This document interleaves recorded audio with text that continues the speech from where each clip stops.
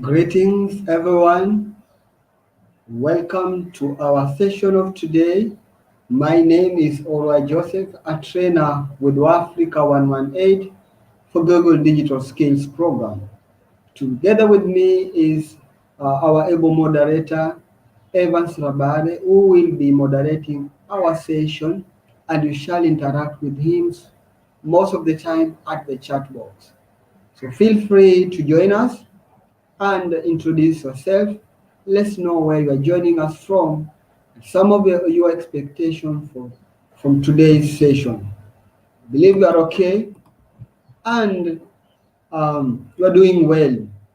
So feel free to let us learn to know where you are joining us from, how is the weather like from where you are joining us, and how is life in general, even as how we are going to discuss on how to build your brand and apply for jobs.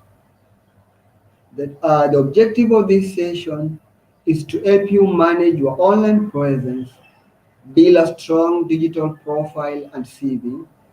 By the end of this session, you will be equipped with the foundational skills and knowledge of tools and techniques that you will need to apply for jobs online. During this session, you will understand that your online presence is traceable, learn how to control and manage the information available online, and learn on how to to set up a professional social media profile. And then we also be able to learn about how to post content that attracts positive attention. So we'll be able to learn on how to can identify your strength, weakness, to create a profile of you. Then we will also take a look at how you can use word processing softwares to construct a CV. We'll be specifically looking at Google Docs and how you can use Google templates, replace words in the template, use bulletin points, and even download the document after being able to use it. We also look at how to save digital documents to cloud and devices, attach a digital document to an email or application, upload CV to job site platforms, and even develop an earlier structure and content plan for a cover letter. So we have a lot in store for us. So even as we dive deeper into our first segment, let's talk for a while and have an interaction. Let us get to learn which social channels do you use currently. If you are using any, feel free to share with us at the chat box which of the some of the social channels do you use currently. Ann Kalondu Nimefika. Thanks, Ann. All right, we were with you in the other session where we were actually doing job search online. And again, we are here now. We want to look at how we can build our presence and apply for jobs. And I'm glad you are here, Anne. So let's be generous enough to share this link with the other colleagues and other networks so that they may join and we learn together. Let them know we are live. Great. And also thanks our moderator Evans for doing a great work and to ensure that we get the very best from this particular session. So we want to look at our first session, how to manage your digital footprint and social media profile. So in our previous slides, we were asking ourselves which kind of social channels are we using? I'm in LinkedIn, yes. I'm in Facebook, yes. I'm in Twitter, yes. And am I in maybe Instagram? Yes, I'm there too. I don't know for your case. So feel free to share with us where you're joining us from, some of your thoughts, which social media you're using, and what exactly you are doing to be able to manage your social media profile. So feel free to share with us even as we move on. So to get us started, what do you think your digital footprint is? What do you think your digital footprint is? Feel free to share your thoughts on this on the chat box and we'll be able to have a look at them. Victoria Kinyi, it has been a while kiasi. Leo Nico. Great Victoria. Welcome to our today's session where we are going to learn how to build your brand and apply for jobs. It's good to have you in the session. So uh, um, feel free to share with us what are your thoughts around digital footprint. Exactly, what is this? When we mention digital footprint, I know we know of footprints. Yeah, a mark left behind by your legs when you walk somewhere. Where it's muddy or sandy, you can leave some marks. All right, but what could it mean when now we add the word digital to the commonly known the word or the term footprint? What exactly is that? Now, the digital footprint is all the stuff you leave behind as you use the internet. Comments on social media, Skype calls, app use, and email records. It is part of your online history and can be potentially be seen by other people or tracked in a database. Every day, whether we want it or not, most of us contribute to a growing portrait of who we are online. A portrait that is probably more public than we assume.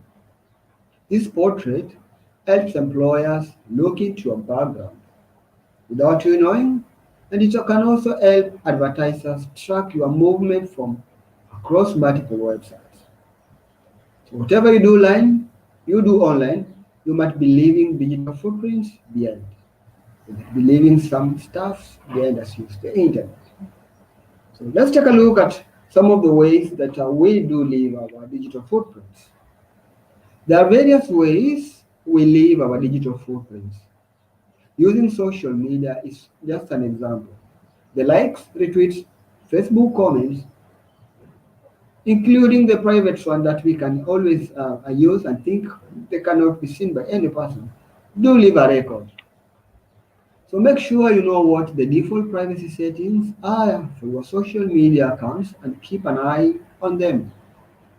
Sites often introduce new policy and settings that increase the visibility of your data. They may rely on you just clicking OK to whatever terms they have introduced without reading them.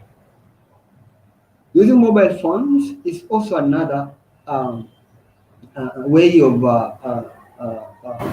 leaving your digital footprints and other digital devices. So when we can mention in general digital devices, so these include mobile phones, tablets, or computers. Some apps and websites will build a list of different devices you have used to visit those particular sites. They will track that information about your website use, habits, and login details. So this is another source from where we can actually leave our digital footprints, the digital devices we use. And another way is online shopping. Retailer and product review sites often leave cookies on your system which can track your movement from one site to another site. This allows targeted advertisements that can show you products you have been recently reading about or looking at while you are online. So no matter what you do online, it is important that you know what kind of trail you are leaving and what is the possible effect that it can be to you now or later. So, for example, what comes when you search for your name from a search engine? What exactly comes? What comes when you do search for a name online using a search engine? Try to look out on the result that comes out. Ask yourself some few questions. Are you happy about the content? Try to look at even the text and and the photos and even the video option if it exists on your search engine result page tabs and have a look at the result that you get. Are you happy about it? If not, what can you do? If yes, then what else can you do to improve it and make it better? Great. Employers look at social media accounts for an array of reasons, but many want to make sure a candidate will be of a good fit to their company. So what you post on social media could have serious repercussions on your professional life. It could even cost you your current job or future job opportunities. According to a 2018 Career Builder survey, 70% of employers use social media to screen candidates during the hiring process, and about 43% of employers use social media to check on current employees. They believe information they find online can convey a person's character and can demonstrate their skill levels. That's good. Look at that statistics. 70% of employers you apply for a job, they take time actually to look at your professional social media account if you have one, or generally they go online to just find if you have a presence online and what exactly are you doing and what exactly are other people saying about you.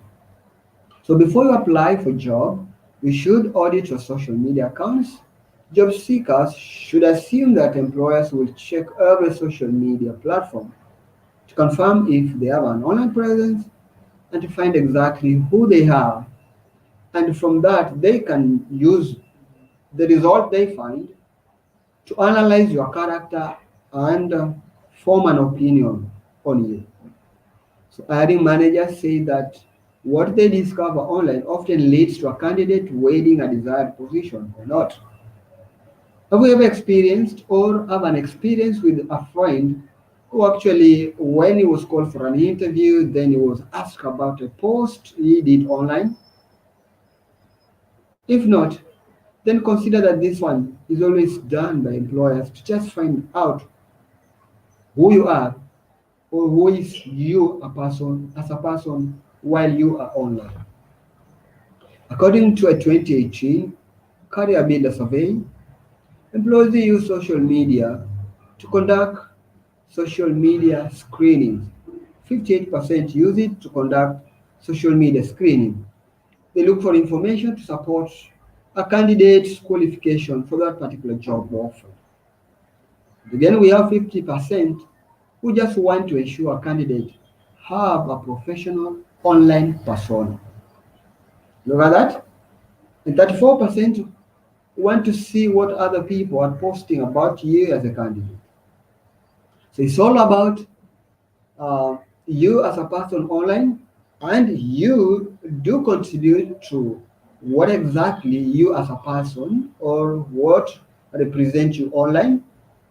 But again, there is chances to which people will be mentioning you online. So 34% of the people who are involved in this particular research, the results were that they do take some time to look at what exactly are other people saying about you. All right? So don't be tempted to completely erase your online persona. These strategies do backfire according to some employers. But half of the employers said they won't call a person for an interview if they can't find them online. So that one raises an alarm to ask you, do you have an online presence? Do you really have an online presence? If yes, that's good. We will move on how we can manage it. If otherwise, then the question is, you need to consider having one as a job seeker for you to be able to minimize chances of you missing out on some of the important jobs. Great. So let's take a look on how we can manage our digital footprints. There are several ways to keep on top of managing your digital footprints. Several ones. The first option is clean up your content. Don't make comment, post images, or forward something that might upset someone else. Before you participate in that particular forum, take a look at the content, analyze it in the context of you as a person, and ask yourself if is it necessary for you to put your input, and if yes, how should you put it? With with carrying out some audit queries before like posting is important. This one will help you to come up with content that is always positive, a content that you will be much happy to associate yourself with several years later. But also think before you click. Think about content and the consequences of posting or liking it. Be aware that sometimes it could be something that happens so quickly on a spur of time, of the moment. A funny picture, an angry post can still be online years later and be seen by employers. Have you ever commented or posted something that later you find yourself going online to bring the post down? If yes, then you need to consider that. Create a way to govern your posting. Before you do the posting, think around it so that you don't have the struggle of, hey, you're running to like pull it down. Sometimes by the time you're pulling it down, it has been shared. Some people have taken some screenshots, and then you remain hoping that okay, you did clear it out, but it will still remain there. Again, update your privacy. Strengthen privacy settings. Use strong passwords. Change passwords regularly. Not share them with anyone. So if you do this, and then you will be in a position to be the only person who can be able to access their account. And then we shall be reducing the cases of impersonation. Right? And another thing you could do, analyze your current footprint. Search yourself. Analyze your current footprint by searching your name online. Look at the result that comes out and be able to audit the content. So this one can be achieved by typing your name into the search engine, looking for images as well as the text. If you're not happy with anything you find, source and remove the content and politely ask the person who posted it to delete it. That one could be also another way for you to be able to manage your digital footprint. And this one should always be done regularly. Every time, could be monthly, could be if you post a lot online and you interact with people, this one you could do even on a weekly basis, depending on how much involved are you online. So try to do this regularly and to be able to analyze your current footprint. And also, post positive content. Showcase the positive things you do through blogs, images, video, and community participation.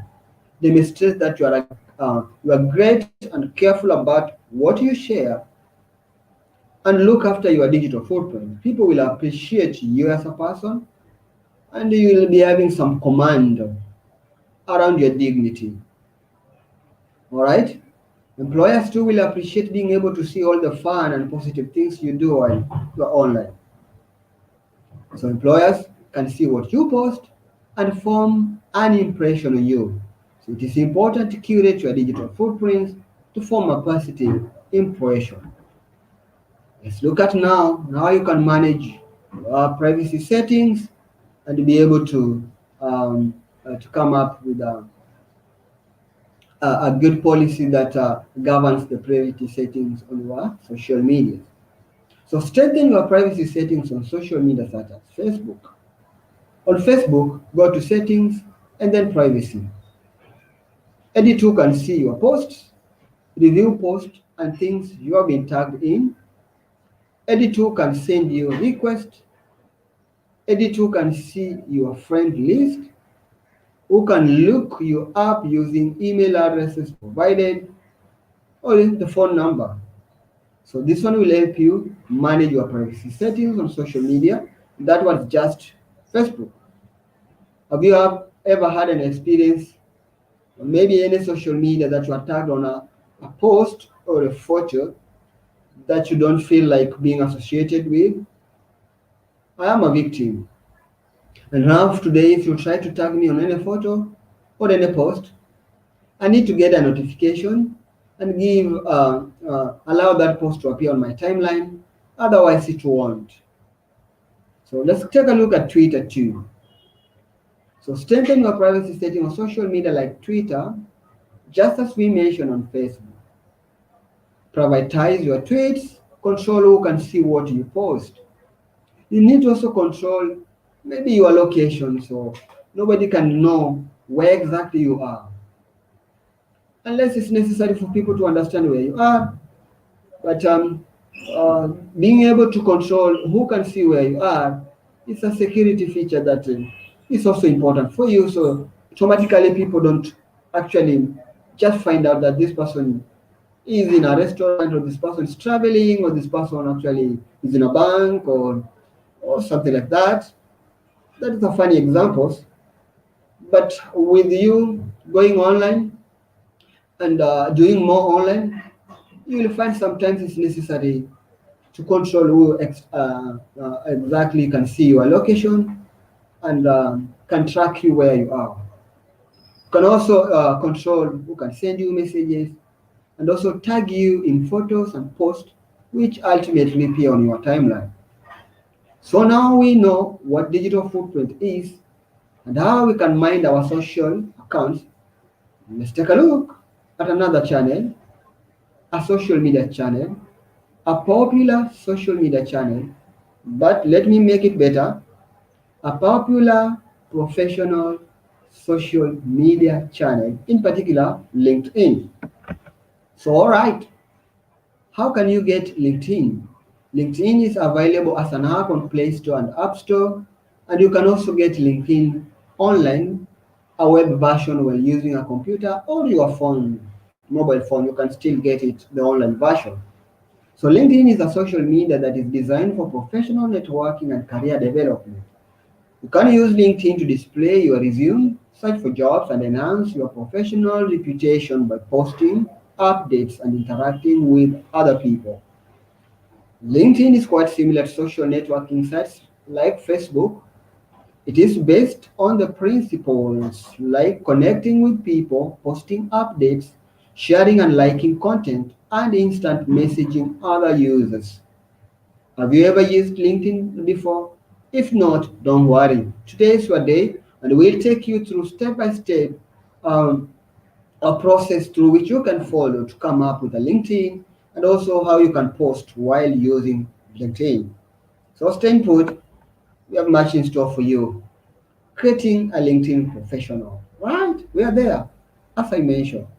So there are some platforms hiring managers are more likely to check, such as LinkedIn. Think of LinkedIn as your supporting CV. Most employers view LinkedIn as a source of legitimacy. Other social media sites such as Facebook, Twitter, and Instagram are more of a way to get to know your personality. Here you can hide your experiences, network in a professional context, share content which is relevant to what you do professionally, and explore and apply for jobs. Great. Let's move on and see on how we can create now our social media profile on LinkedIn. So there are three key features of LinkedIn profile that you should fill. Your LinkedIn profile page is a place for you to show your career history, post your work experience, accomplishments, education, current location, and many more. This should be as polished as your actual CV, as you can expect professional connections and recruiters to look at it. Firstly, make sure you have a headshot of yourself on your headline. Pop a good photo. I believe taking photos, sometimes people are not photogenic, but with the grab of our mobile devices, today you can actually take a good looking professional photos that you can use on your profile. So the quality of your profile picture is important. It is the first thing people see when they visit your profile. Make sure your face is visible so that employers can identify you. Keep the process simple and look friendly. Avoid distracting backgrounds. Now, your summary is the text below your profile picture. Include your previous roles and titles at that particular place. Your About section is a chance for you to draw people with a strong first impression. Make sure to highlight your key experience and achievements. The experience section is the timeline of your experiences so far. Include any volunteering, education, and work experiences. Make sure to include when they started and when they ended. Creating a LinkedIn profile is a great way for you to draw and reflect on experiences you have so far. Filling one in would give you some ideas of information to include on your CV. Now you have learned on how to come up with a good looking LinkedIn profile and the sections of that particular profile and the kind of information that you need to put in them. So let's look at a section of LinkedIn, making connections. So once you create up your profile, it becomes a time now for you to connect with people. Many people use LinkedIn to grow their contact and find career opportunities. My network is where you can see your existing network of connections and search for LinkedIn users to invite them to join your network. You can also see existing invitations you have received from other people.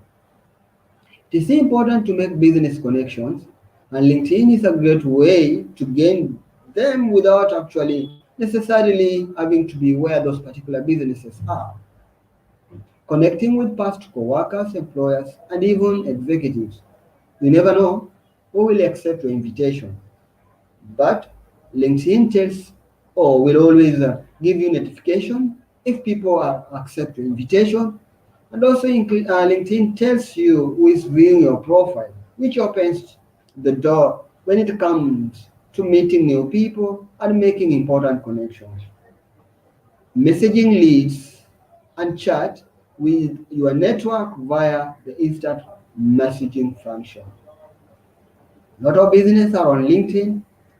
If you are interested in working with a particular business or organization, you can use LinkedIn to read its business profile, connect with people who work for that particular business, and many more. I think now learned how to come up with a professional account. Let's look now to share content on this social media. Let's look from the don'ts and the do's of posting on professional social media. So you need to post regularly. Do post regularly. Let's start with the do's. Do post regularly. This keeps you active in your network. If you don't do your postings, and then the internet will assume you are inactive, and so the people who are interacting with you. But if you do the posting regularly, you give some life to that your profile, and people could tend to connect with you. So, do keep it professional. Avoid sharing information about your personal life or things that have no connection to your professional life. This will help you to remain positive and relevant to most people that you're interacting with. You also need to nurture your relationships. Stay in touch with valuable leads.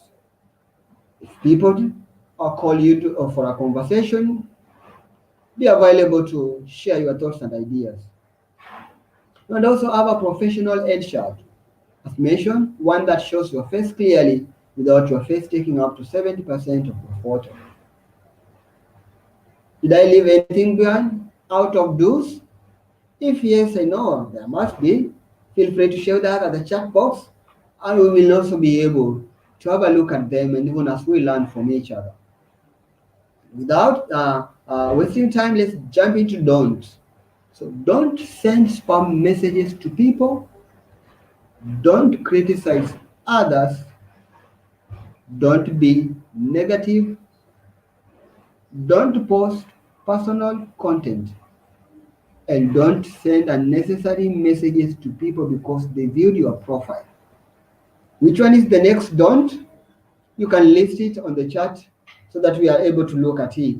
Even as we jump into now discussing on how you can share content. Great. So, what you post matters. Whether it's LinkedIn, Facebook, or any other social media, people see what you post. So, share useful insights and knowledge, share content that won't offend any other people. Do you get that? So, remember that what you post matters, and people do look at what you post and interact with them. So, while you post, be rest assured that other people will be looking at your post. So do not offend them with your posting, please. And another thing, use relevant hashtags, especially on LinkedIn. Hashtags indicate what your post is about and make it discoverable. This is a great way to reaching out to like-minded audiences online and networking.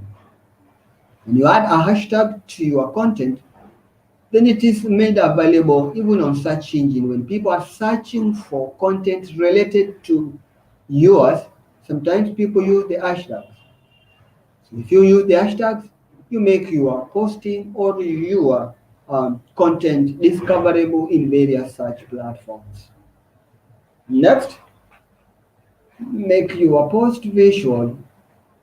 Over time today, like 90% of online content that is being consumed is photos and videos. So post images or videos to draw people in. This visual bring your post to life. So always give your post some life, make it visual. Lastly, within your contents, start or join conversations. Drive conversation with your network by commenting on posts. Invite people to participate in your conversation by mentioning them in your post. You can ask questions too. Let people provide answers and thoughts around your questions.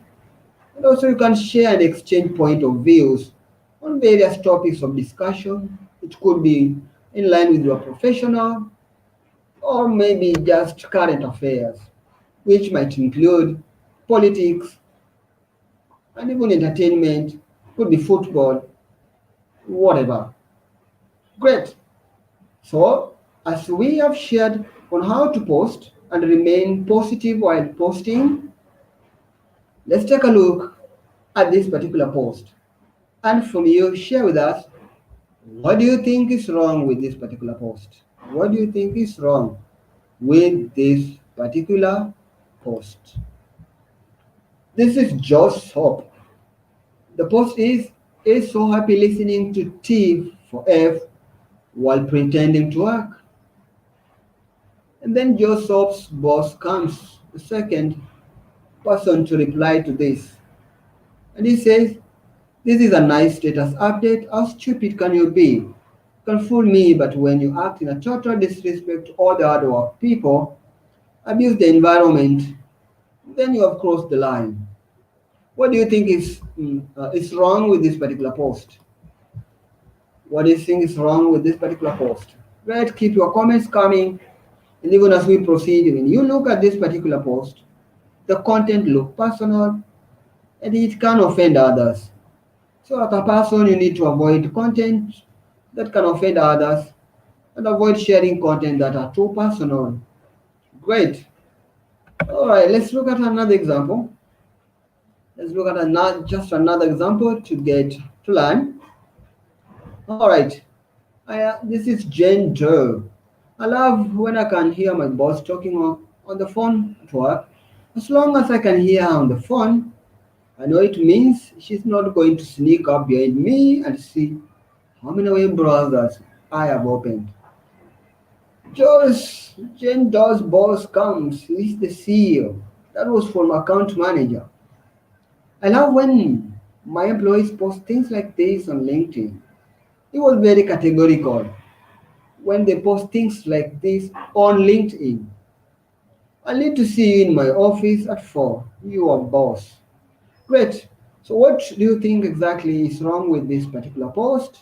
What are your reactions around it? Feel free to share with us. I've shared some two posts. And then let's have a look at what exactly you think is wrong with those particular posts. So I will be pausing for a while to get some questions and your reactions even before we proceed. Oh, great, great, great. Susan Karemba. I am in LinkedIn but mbona wanataka mtu alipe sijui premium. Oh, great. Thanks for sharing your thoughts. Yes, you'll find that in every online presence, there are business models, and you'll find that people offer you services for free, but again, they have another maybe premier segment of that particular profile for you to be able to get more advanced tools, and that is always just a way for them to get some resources to be able to maintain their online presence. So like in LinkedIn, it is free, but if you want to access more advanced tools from LinkedIn, it's when they request you to make some payments so that those particular advanced tools are made available for you. So I believe that one answers you. It is free, but if you want to access the advanced tools, or one of the tools is like maybe be able to contact a person who viewed your profile on a private mode, then those they consider those one premium services. If now you feel like you want to go for the premium options, yes, you will need to pay. But otherwise, you can actually use the free options, which can still let you achieve more while you are online. Great. Ann Kalundi said, huyo ako na roho kweli. Thanks, Ann. It's true when you look at the post, the person has the quite strength and guard to post on LinkedIn such post. So, what is your view, Ann Kolundi? Was it wrong? And why was the what is the whole scenario? Look at the employee and also the employers and the bosses. Was the reaction just okay, or was it the best thing to do? If not, what exactly will you handle that one as a boss? Feel free to share with us your comments on the chat box, even as we learn and learn and learn more. So let's jump into our next segment, writing professional CVs. Oh, okay. I remember my first time that I was informed to come up with a CV. I was applying for my internship, and it was like an industrial attachment. That was I was in school, and this organization for industrial attachment, it was unpaid, just attachment, and they tell me to come up with a CV. Okay, it was a challenge for me.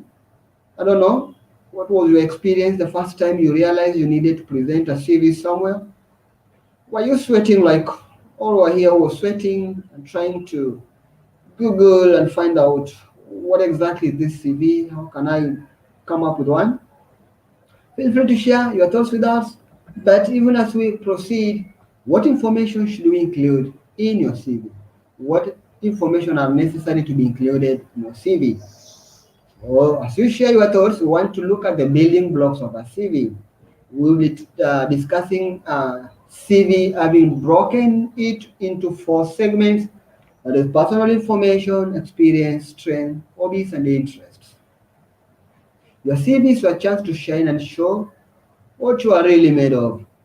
The personal information segment could include your full name, contact details, and also we could be having an header section. This you should always edit it to match the role that you are applying for. Then we shall be having your summary. Why are you passionate about that particular role that you are applying for? And in the second part is your experience. So similar to LinkedIn profile, your work, education, and or volunteering experiences and dates goes in there. You can include your achievements and cover your qualifications too.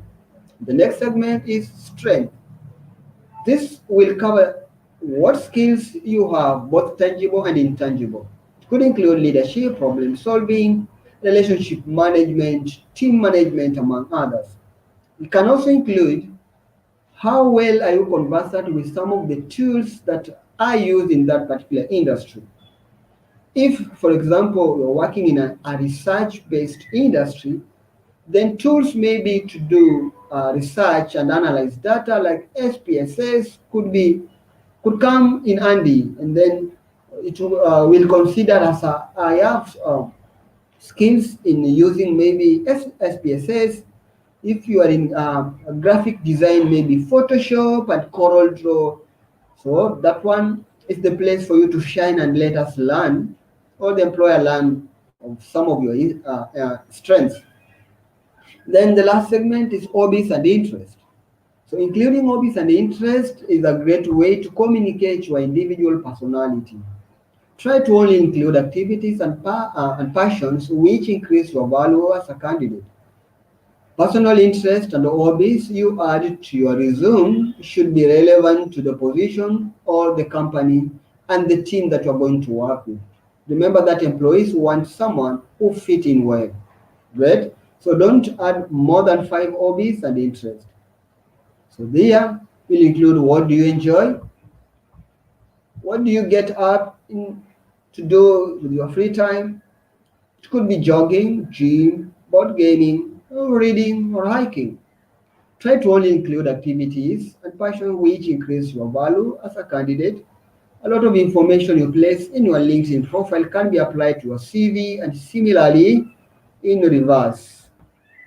So let's look at personal information as a segment. What exactly goes here?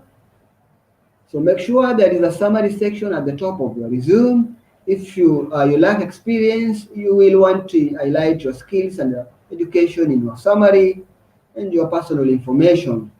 Also, you have your full name, contact details, social media such as LinkedIn, how people can connect with you.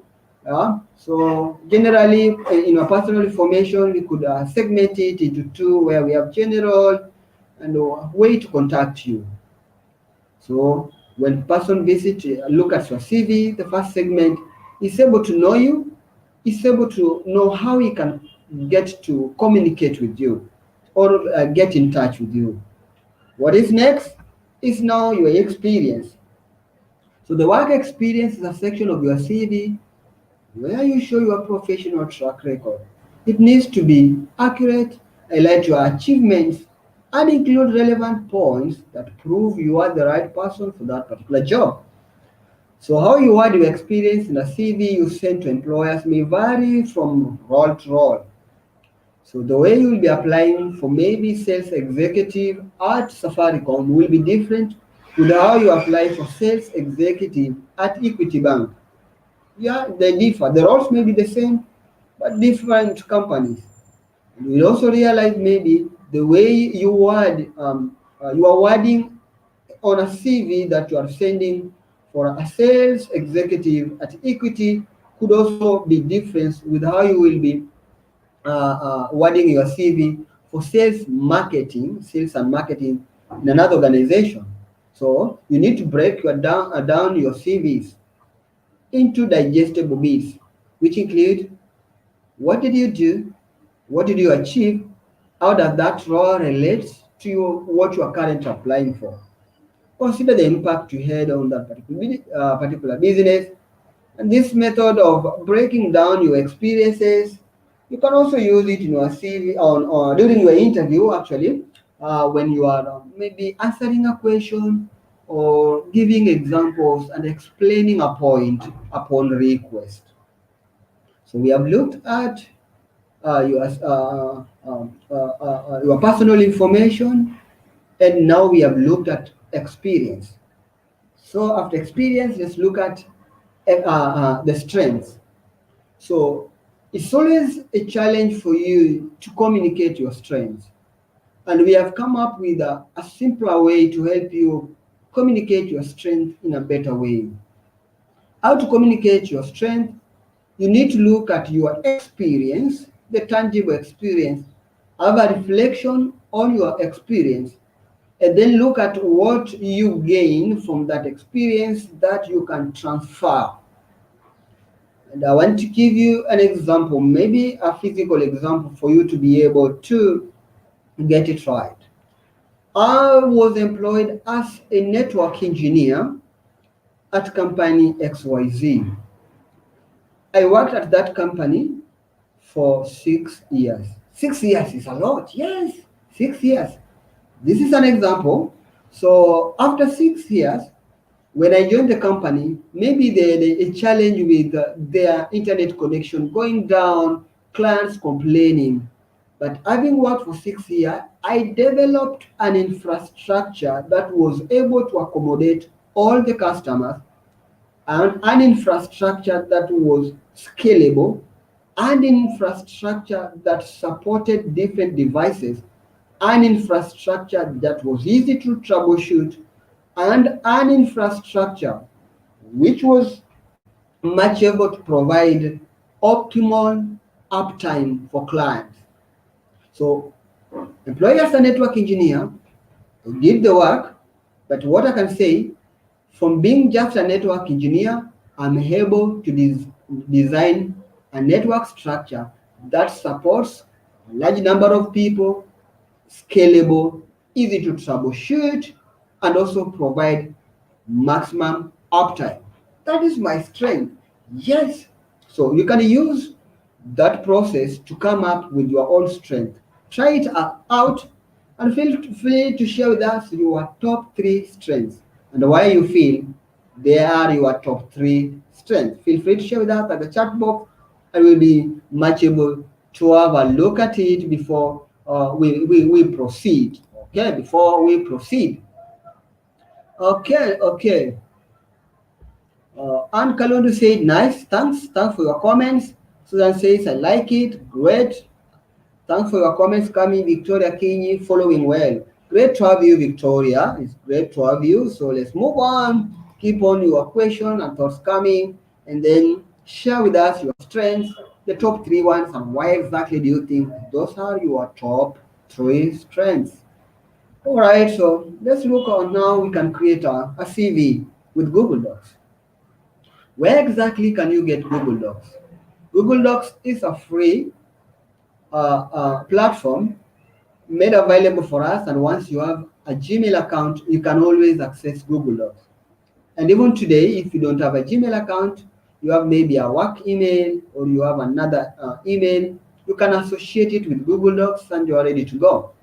So you can access Google Docs from App Store. You can download the app and use it on your mobile phone, or you can go for the online version, which always available or accessible through the web browsers. So writing CV can be daunting. Google Docs offers CV templates to help guide you and define your experiences into digestible bites. You have the personal information, experiences, strengths, hobbies, and interests. So breaking down a CV into sections of information makes it easier to update it easily and share quickly. This means you can apply for job faster and get faster feedback too.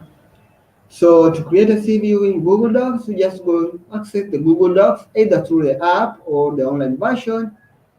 Select resume template, enter information, save as PDF, and then you are ready to go. As you save it, make sure that you always leave a copy for you to reuse every time you apply for job, because every job you apply for might need different look and wording in your CV. And then you can create your CV directly from mobile device. You can use Google Docs app to create your CV on mobiles. Download it, install, open it, select template, edit the content, save and export to PDF. Easy. Great. So before we look into how to craft cover letters, let's pause for a while to see if we have any questions that we need to address. So far, none have come. So please make the questions coming. I believe you are asking some questions to yourself. You're not doing us so good. Please share with us the questions. We'll much happy to assist. We are here to help. So that which question you are still trying to ask yourself, ask it to us so that we may be able to learn from you too. So let's look at crafting cover letters. All right, crafting cover letters. So what do we use cover letters for? Exactly. What exactly do we use cover letters for? Feel free to share with us at the chat box your thoughts and views on what we exactly use cover letters for. So a cover letter is a way to show off a little more of your personality outside your CV. It lets your employer learn more about you, your personality, and gain insight as to why you are applying for that particular job. As your CV is supposed to be short and sweet, your cover letter is the perfect way to elaborate your achievements. You get it? Great. So, according to a 2016 report from Career Builder, 45% of recruiters reject applicants who do not have cover letters, and 54% reject resumes that aren't customized to that particular job. So now, from these statistics, you learn that it's very important for you to have an updated CV and also accompany your cover letter. So let's look at the building blocks of a great cover letter. So what exactly should your cover letter contain? We take you through one by one on these stages one by one. You'll be able to learn together. If you're taking notes, this is the time you can take a photo of the screen or have time to come and look at the video again and make sure you get the details, even as we share. The first segment is salutation. So make sure to address who you are writing to. If you know their name, use it. Otherwise, you can use to whom it may concern. Addressing the reader is an important first step of a cover letter. Right? So the second block is introduction. You should introduce yourself. Tell us a bit more about yourself, who you are, what you are interested in, what job you are applying for, and where you heard about that particular job. Yes, I'm applying for computer, maybe IT support desk, and I did get to uh, hear about this job on your website, or it was listed on a newspaper or an online job site. So you need to indicate where exactly you are about that particular job. And next, you should summarize yourself. A summary about yourself is a chance for an employer to learn about your passions and likes. Keep it short and sweet. I'm Orwa Joseph, a young, talented citizen who always wishes to use ICT products to create solutions to businesses and to even business processes. I'm trying just to come up with some of summary of myself. Try it out on your end, and you can even share with us at the chat box how to summarize yourself. Yeah, this is a better way to show what is important to you, what you're good at, what you enjoy doing, and why exactly you are applying for that particular job. For me, maybe it is a chance for me to automate your business processes using IT or using digital devices, something close to that. Yeah, try and relate this together to match why you are applying for that particular job. And the next one is the problem versus solution segment. The problem versus solution paragraph is primarily a chance for you to show off your knowledge of the industry and the company. Remember that your cover letter is a chance to convince the employer that you would be suitable a candidate to that particular role. So talk about what you know about the company you are applying for, what you like about them, and what you want, why you want to be in that particular industry. You understand them, so you know their challenges, and you're coming up with solution as a person. And then the next step is to back up your problem versus solutions with with relevant achievements. You can talk about your certificates, volunteering achievements, language skills, and hobbies at this particular segment. And then lastly, you sign off your letter. A sign off is how to end your cover letter. Express that you're keen to hear from them, and then let them know that you would be happy to share more information in case you have something left out. End it with many thanks or kind regards, plus your name. Great. So I want to pause for a while to get some questions from us. I've been talking for a while and I can see reactions coming here. Is it a must to have a cover letter? Yes, yes, and is asking these questions. Is it a must to have a cover letter? Thanks, Anne, for this question. From the discussions that we have been having, We have learned that cover letter is very much important because it's a way for you to show exactly what you are and why you are applying for that particular job post. Unless it is indicated, unless it is indicated under special circumstances, some organization or employers might instruct you to only share your CV, but your cover letter is always as something that goes handy with your CV, and you need to have it ready in any application that you do make. So you need to have it ready. How many words should you have in killer paragraph? Great, thanks Susan Kahemba for this particular question. Sometimes back, I had a mentor who was training on how to come up with a cover letter, and there were much more details on uh, how to word each paragraph and how many words should be contained in a paragraph. But this is not a fixed thing, and you're not tied to how many words you should have in a paragraph. Nonetheless, as just a standard format, your cover letter should not be more than a page, unless you want to write maybe a story of yourself. But a standard format, your cover letter should not be more than a single page.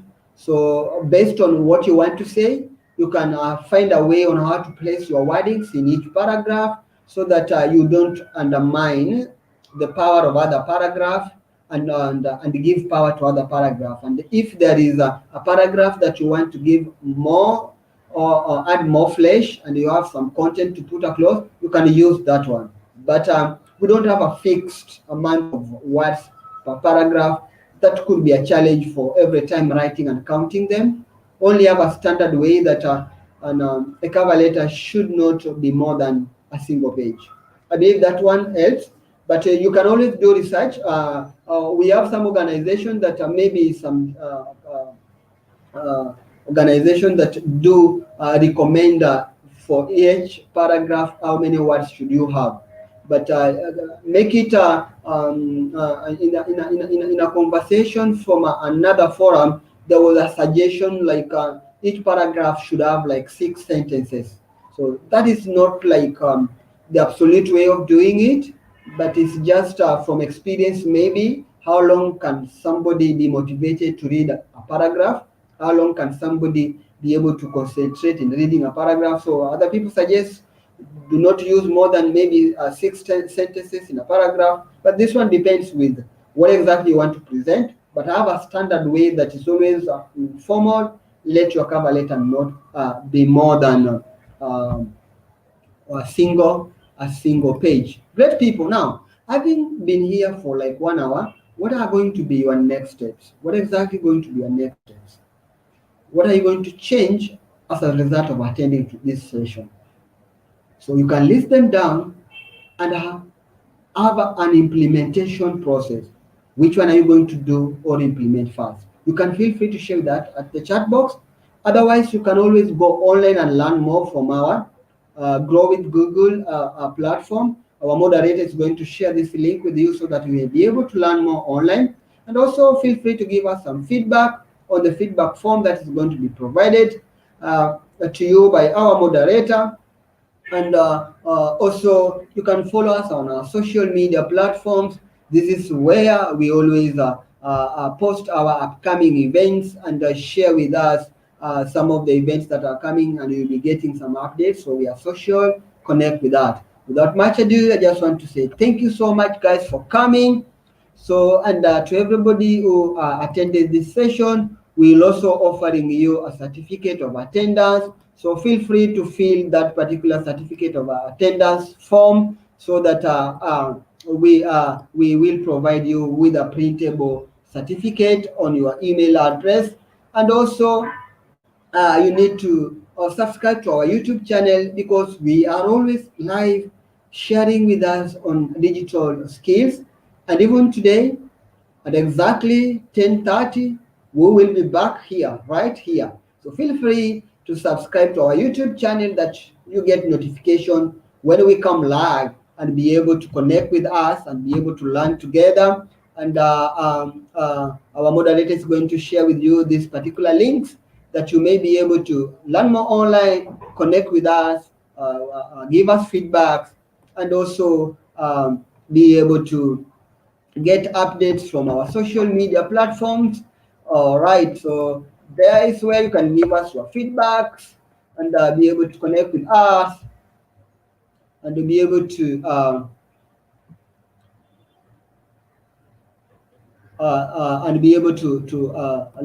connect with us. So feel free to follow us on those social media platforms.